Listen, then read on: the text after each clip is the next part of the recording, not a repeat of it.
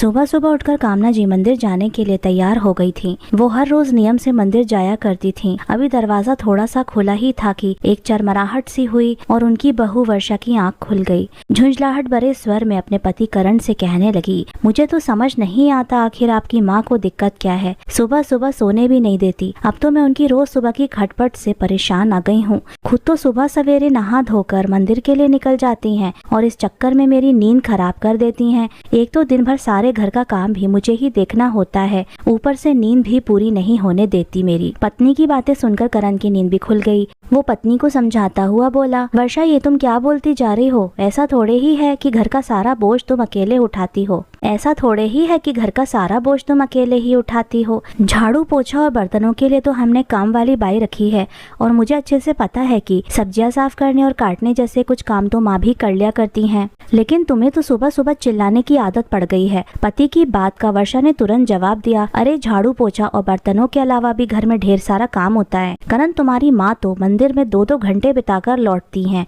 तब तक मैं सारे काम निपटा चुकी होती हूँ। मुझे तो एक बात समझ ही नहीं आती कि जब उनकी इस घर में रुचि है ही नहीं तो उन्हें तुम किसी वृद्धाश्रम क्यों नहीं छोड़ाते। वहाँ उनकी उम्र की सहेलियां भी मिलेंगी और शायद उन्हें वहाँ ज्यादा सुकून मिले। करण ने माथा पकड़ लिया, वर्षा मैं तुम्हें कितनी बार समझा चुका हूँ कि मेरी माँ के बारे में इस तरह की बातें मत किया करो। उनकी उम्र हो चली है और अगर वो थोड़ी देर के लिए मंदिर चली जाती हैं तो इसमें बुरा क्या है। और वैसे भी मुझे तो समझ ही नहीं आता कि मैं तुमसे बहस करके अपना दिमाग खराब कर ही क्यों रहा हूँ। तुम्हें तो हर सुबह यही तमाशा करना है। बस अब थोड़ी देर चुप रहो और मुझे चैन से सोने दो। करण ने झुंझलाहट भरे स्वर में कहा और करवट बदलकर बिस्तर पर लेट गया। कामना जी जो दरवाजे के पास खड़ी थी, अपने बेटे और बहू की सारी बातचीत सुन चुकी थी। उनका दिल भारी हो गया, पर वो ये सब सुनने की आदी हो चुकी थी। उन्हें अच्छी तरह पता था कि वर्षा का ये रोज का काम है। उसने घर का माहौल ऐसा बना दिया था कि वहाँ कोई भी सुकून से नहीं रह सकता था। इसलिए अपने मन को थोड़ा शांत करने और कुछ पल सुकून में बिताने के लिए कामना जी हर सुबह मंदिर का रुख करती थी। वहाँ उन्हें न केवल ईश्वर के सामने शांति मिलती थी बल्कि घर की तनावपूर्ण हवा से भी थोड़ी राहत मिलती थी।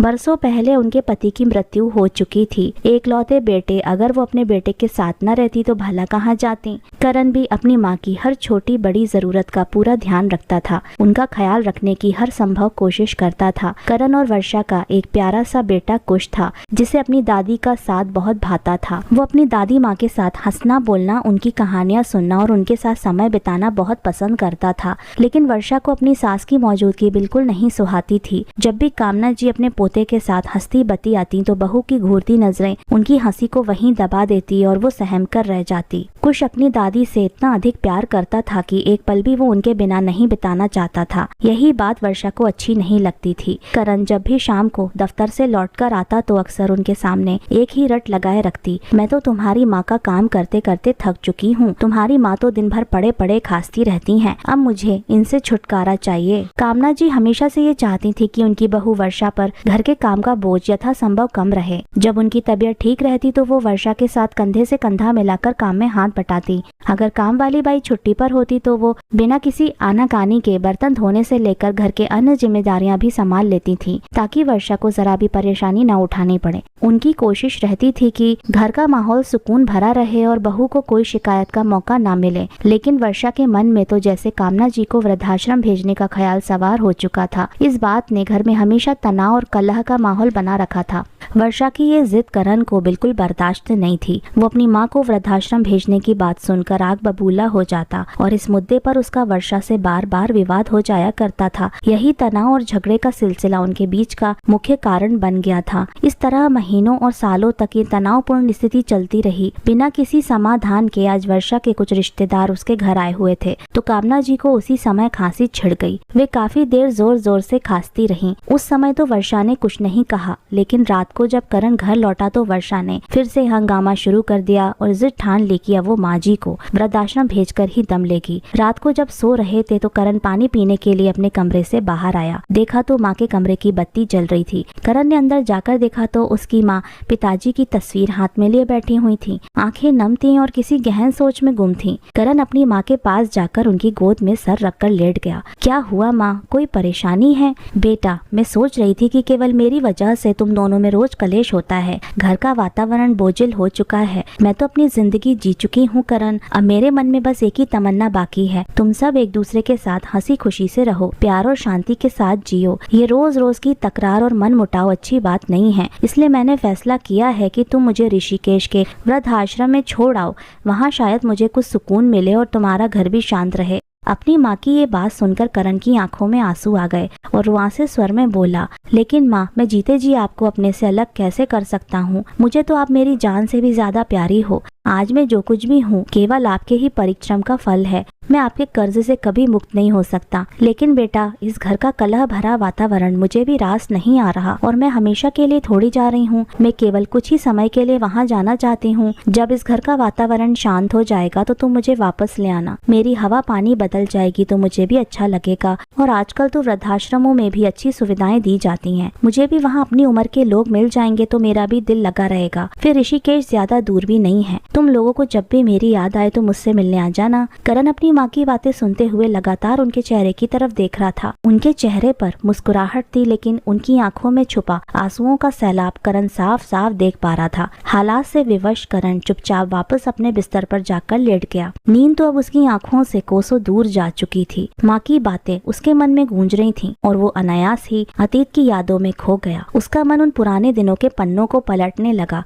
जब वो महज 5 साल का था। उस छोटी सी उम्र में ही उसके पिता का देहांत हो गया था और कामना जी पर जैसे दुखों का पहाड़ टूट पड़ा था। रिश्तेदारों ने उन पर दूसरी शादी का दबाव डाला, ये कहकर कि इतनी कम उम्र में अकेले जीवन बिताना आसान नहीं होगा। लेकिन कामना जी ने दृढ़ निश्चय किया कि वो दूसरा विवाह नहीं करेंगी। इसके बजाय उन्होंने अपने एकलौते बेटे करण को माँ और पिताजी दोनों का प्यार देने का प्रण लिया। वो ज्यादा पढ़ी लिखी नहीं थी, लेकिन उनके हाथों में जादू था। वो इतना स्वादिष्ट खाना बनाती थी कि हर कोई तारीफ के बिना ना रह पाता। इस हुनर को उन्होंने अपनी ताकत बनाया और घर से ही टिफिन सर्विस शुरू कर दी। और ऐसा करते हुए वो करण का भी अच्छे से ख्याल रख पा रही थी। ना सुबह देखी ना शाम, और कड़ी मेहनत करते हुए अपने बेटे को पढ़ाया लिखाया, इस लायक बनाया कि वो आज एक सरकारी बैंक में मैनेजर के पद पर आसीन है। करण ने अपनी माँ कामना जी के जीवन के संघर्ष को करीब से देखा था। उनकी मेहनत, त्याग और संघर्षों की गहरी छाप करण के मन पर थी। यही वजह थी कि वो चाहता था कि उसकी पत्नी वर्षा नौकरी न करे बल्कि घर की जिम्मेदारियां संभाले और उसकी माँ की देखभाल और सम्मान करे। वो अपनी माँ के लिए एक शांत और सम्मानजनक जीवन चाहता था।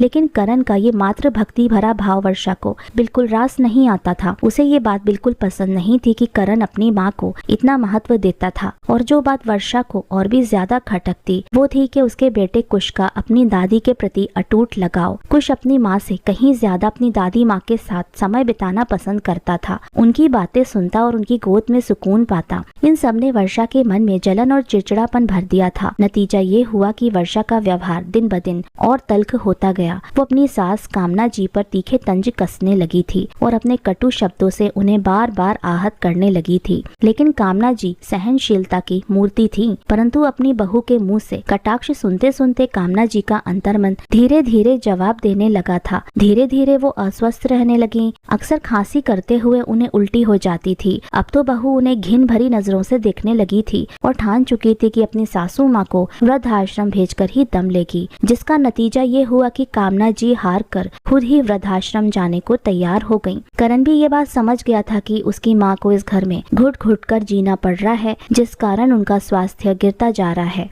परिस्थितियों से परास्त होकर करण अपनी माँ को वृद्धाश्रम छोड़ने के लिए तैयार हो गया। लेकिन कुश अपनी दादी को वृद्धाश्रम जाने की बात सुनते ही तुरंत अपनी दादी से लिपट गया। मैं दादी को कहीं नहीं जाने दूंगा, दादी मेरे साथ रहेंगी। चिल्लाते हुए वो जोर जोर से रोने लगा। उसे रोता देखकर करण भी अपना दिल हारने लगा, परंतु फिर उसने अपने बेटे को समझाया, बेटा दादी को कुछ समय के लिए आराम की जरूरत है। जब कुछ समय के बाद उनकी तबीयत ठीक हो जाएगी तो हम उन्हें वहाँ से ले आएंगे। आखिरकार दिल पर पत्थर रखकर करण अपनी माँ को वृद्धाश्रम छोड़ आया। कामना जी के घर से जाने के बाद करण और कुश बहुत ही उदास हो गए, परंतु वर्षा की खुशी का ठिकाना न था। कुश हर रोज स्कूल से आने के बाद गुमसुम सा अपनी दादी के कमरे में बैठा रहता। वर्षा उसे बहुत मनाती कि वो उसके पास आकर बैठे, परंतु वो बस अपने दादी के कमरे में अकेले बैठना ही पसंद करता था, मानो उसे वहाँ उनकी मौजूदगी का एहसास होता हो। उधर करण भी अपनी माँ की अनुपस्थिति के दुख को भुलाने के लिए खुद को काम में और ज्यादा डुबोने लगा। वो अपनी नौकरी में इतना व्यस्त हो गया कि दिन रात का पता ही नहीं चलता। 1 महीने जैसे पलक झपकते बीत गया और उसको एहसास तक नहीं हुआ। कई बार उसके मन में ख्याल आया कि वो ऋषिकेश जाकर अपनी माँ को वापस घर ले आए, लेकिन हर बार कोई ना कोई काम, कोई ना कोई जिम्मेदारी उसे रोक लेती। इस तरह देखते देखते 3 महीने गुजर गए। एक दिन अचानक करण के फोन की घंटी बजी। दूसरी तरफ से गंभीर आवाज आई, क्या आप मिस्टर करण बोल रहे हैं? जी हाँ, मैं करण बात कर रहा हूँ। मिस्टर करण, आपकी माताजी श्रीमती कामना का बीती रात दिल का दौरा पड़ने से देहांत हो चुका है। आप तुरंत आश्रम पहुँच जाएं। ये बात सुनते ही करण सन रह गया। हाथ से मोबाइल छूटकर नीचे गिरा और करण अपना सर पकड़कर धड़ाम से जमीन पर बैठ गया। रोते हुए बोलने लगा, कितना क्रूर था मैं जो अपनी माँ को ही वृद्धाश्रम छोड़कर आ गया, और उन्हें वापस लेकर आना तो दूर, मैं तो उनसे मिलने तक का समय ना निकाल पाया। मैं उस माँ को कैसे भूल गया जिसने अपना संपूर्ण जीवन मुझ पर कुर्बान कर दिया, जिसकी गोद में सर रखते ही मैं सारी दुनिया की परेशानियों को भूल जाता था। साक्षात ईश्वर का रूप थी मेरी माँ, और ऐसी पूजनीय माँ के जीवन के अंतिम पड़ाव पर मैं उनके साथ नहीं था। मैं ऐसा अनर्थ कैसे कर बैठा? करण की आंखों से निरंतर अश्रुधारा प्रवाहित हो रही थी। उसी समय वर्षा भी बाजार से वापस लौट आई। देखा तो करण निहाल सा जमीन पर पड़ा हुआ लगातार आंसू बहा रहा था। वर्षा उसे देखकर घबरा गई और उससे पूछने लगी, क्या हो गया, आप रो क्यों रहे हैं? वर्षा को देखते ही करण जोर जोर से चिल्लाने लगा, ये सब तुम्हारा किया धरा है, ये केवल तुम्हारे कारण हुआ है। लेकिन मैंने क्या किया? कुछ तो बताइए, क्या हुआ? वर्षा बोली।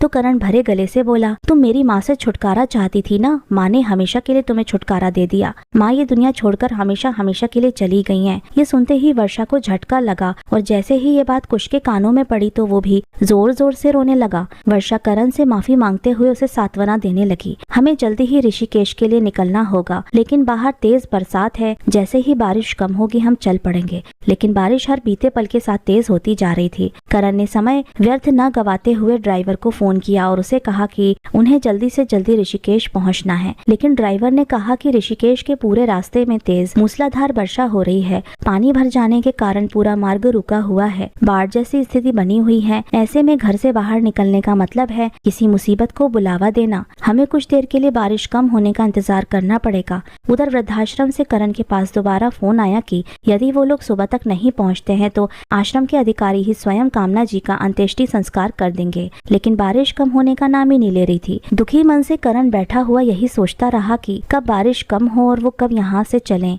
आत्मग्लानि से भरा वो केवल उसी समय को कोसता जा रहा था जब वो अपनी माँ को वृद्धाश्रम में छोड़ आया था। सारी रात बीत गई और सुबह हो चुकी थी, लेकिन अभी तक मूसलाधार बारिश नहीं रुकी थी। जब सुबह तक उनका जाना संभव नहीं हो पाया तो आश्रम में उनकी माँ का संस्कार कर दिया गया और इसकी खबर करण को दे दी गई। 2 दिन के बाद करण अपने परिवार के साथ आश्रम पहुंचा और अपनी माँ की अस्थियां गंगा में प्रवाहित करके रोते किलपते खाली हाथ वापस आ गया। घर आकर करण और वर्षा बहुत दुखी थे। करण का किसी काम में मन नहीं लग रहा था, लेकिन इस घटना ने कुश को तो झकझोर कर रख दिया। उसका बचपन जैसे कहीं गुमसा हो गया। उसकी माँ जो सब्जी बनाकर देती वो खा लेता, जहाँ बैठने को कहती वहाँ बैठ जाता। वो गुमसुम सा सारे काम करते जा रहा था, लेकिन पढ़ने को उसका दिल नहीं करता था। जब भी पढ़ाई करने बैठता तो उसे दादी की याद और ज्यादा सताने लगती। किताब उठाकर बैठा रहता परंतु एक अक्षर भी नहीं पढ़ पाता। एक दिन कुश जब स्कूल से घर वापस आया तो आकर बिस्तर पर निढाल सा गिर गया। वर्षा ने चिंतित होकर उसका माथा छुआ तो उसे एहसास हुआ कि उसका शरीर तो आग की तरह तड़प रहा था। उसने जल्दी से थर्मामीटर निकाला और उसका तापमान नापा। जब उसने देखा कि बुखार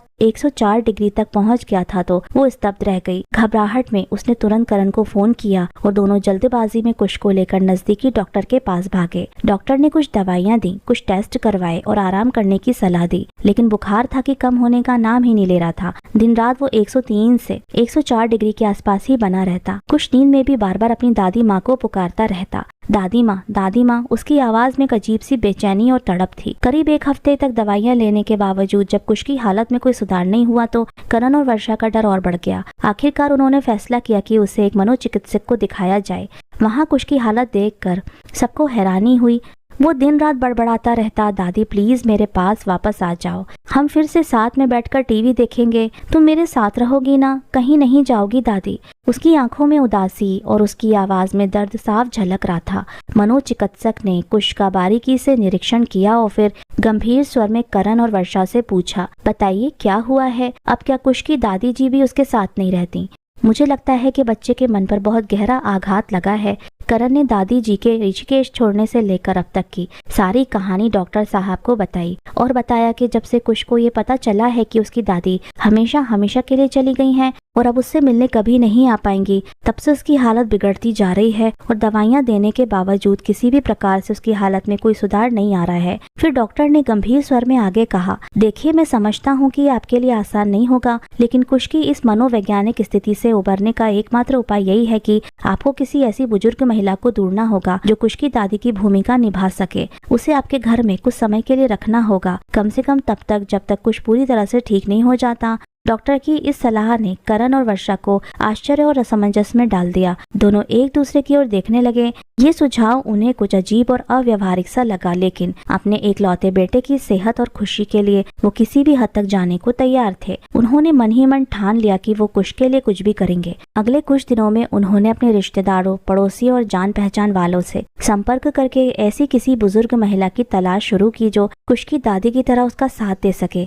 लेकिन तमाम कोशिशों के बावजूद उन्हें कोई ऐसी महिला नहीं मिली जो इस भूमिका को निभाने के लिए तैयार हो और कुश के साथ वैसा ही प्यार भरा रिश्ता बना सके जैसा उसकी दादी माँ के साथ था। हैरान परेशान होकर एक दिन वर्षा ने करण से कहा, हम इतनी कोशिश कर चुके हैं लेकिन कोई उपयुक्त महिला नहीं मिल रही है, क्यों ना हम किसी वृद्धाश्रम से संपर्क करें, शायद वहाँ से हमें कोई ऐसी बुजुर्ग महिला मिल जाए जो कुश की दादी की तरह उसका ख्याल रख सके और उसे इस दुख से बाहर निकाल सके। विधि का विधान तो देखिए कि जो वर्षा कुश की सगी दादी को बोझ समझकर वृद्धाश्रम में छोड़ आई थी, आज वही वर्षा अपने बेटे के जीवन की खातिर किसी अन्य महिला को वृद्धाश्रम से लाने को तैयार हो गई। डॉक्टर के सहयोग से करण ने दिल्ली के एक वृद्धाश्रम के संचालक से बात करी। उन्होंने बताया कि कुछ दिन पहले ही एक वृद्धा उनके आश्रम में आई है जिनका कोई सगा संबंधी कभी मिलने नहीं आया। कुछ समय पहले उन्हें सर में चोट आई थी जिस वजह से उनकी याददाश्त जा चुकी है। वो अकेली है, अगर आप उन्हें घर में रखेंगे तो आपको किसी किस्म की कोई तकलीफ या असुविधा नहीं होगी। वो बहुत ही हंसमुख है। करण डॉक्टर साहब के साथ राधा जी से मिलने गया जो कि दादी बन रही हैं। जब उन्हें अपने सामने देखा तो सोचने लगा कि कुछ कैसे मानेगा कि ये मेरी दादी हैं, क्योंकि ये वृद्ध औरत तो बहुत मोटी हैं, इनके सिर पर बाल भी छोटे हैं और वो चश्मा लगाती हैं। उनके चेहरे पर कुछ चोट के निशान थे। वहाँ से आने के बाद करण ने डॉक्टर साहब को बताया, मेरी माँ के बाल बहुत लंबे थे, वो बहुत ही पतली थी और चश्मा नहीं लगाती थी, पता नहीं कुछ उसे अपनी दादी मानेगा या नहीं। तो डॉक्टर साहब ने कहा, आप ये सब कुछ मुझ पर छोड़ दीजिए। डॉक्टर साहब ने राधा जी को अपने पास बिठाकर उन्हें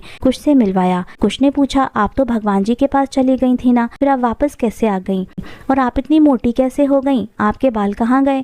तो डॉक्टर ने कहा, कुछ तुम बीमार हो गए थे ना, इसलिए भगवान जी ने इन्हें तुम्हारे लिए वापस भेज दिया। यहाँ आश्रम में इन्होंने अपना खूब ध्यान रखा, खूब व्यायाम करके इनकी सेहत बहुत अच्छी हो गई है। इनके साथ रहकर तुम भी इनके जैसे ही स्वस्थ हो जाओगे। ये बात सुनकर कुश बहुत ही खुश हुआ और दादी जी के गले लग गया। फिर अपनी माँ से कहने लगा, मम्मा मुझे बहुत भूख लगी है, घर चलो, आज मैं और दादी एक साथ खाना खाएंगे और कार्टून देखेंगे। उसकी बात सुनकर वर्षा मन ही मन बहुत संतुष्ट हुई। आज बहुत ही दिनों के बाद कुश के चेहरे पर मुस्कान आई थी, लेकिन उसकी अंतरात्मा उसे धिक्कार रही थी कि काश वो अपनी सास के साथ दुर्व्यवहार नहीं करती तो उसे आज ये दिन नहीं देखना पड़ता। राधा जी बहुत ही जल्दी उस घर में रच बस गई और कुश भी उनके साथ बहुत जल्दी घुल मिल गया। सब कुछ पहले जैसा होने लगा, लेकिन वर्षा पहले जैसी नहीं रही। ना तो वो दादी जी को कोई कड़वी बात कहती और ना ही उन्हें बोझ समझती, बल्कि उनका पूरा ध्यान रखती। लेकिन कुश को अपनी दादी जी में एक परिवर्तन नजर आया। वो सोचने लगा कि उसकी दादी तो उसे हिंदी विषय पढ़ाती थी, लेकिन अब क्यों नहीं पढ़ाती? क्या अब वो सब कुछ भूल गई हैं? करण ने उसे समझाया, अब दादी जी पहले से ज्यादा बूढ़ी हो गई हैं और इस उम्र में याददाश्त कमजोर हो जाती है, इसलिए तुम्हें पढ़ा नहीं पाती हैं।